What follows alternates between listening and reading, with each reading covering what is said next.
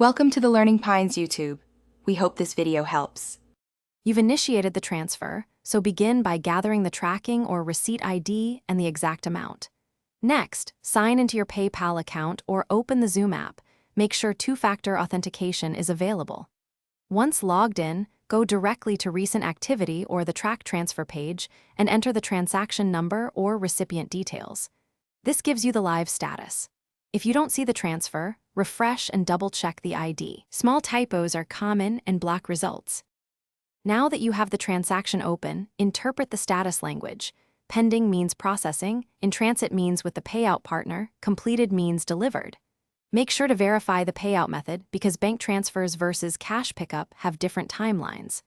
Check timestamps for processing and expected delivery windows and compare to the stated delivery time.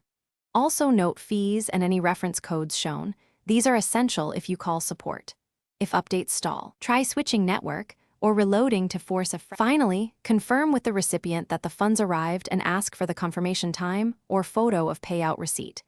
If they haven't received money within the expected window, contact Xoom or PayPal support immediately and provide the tracking ID, payment method, amount, and timestamps. Make sure to have screenshots of the transaction page and any error messages. One key troubleshooting tip.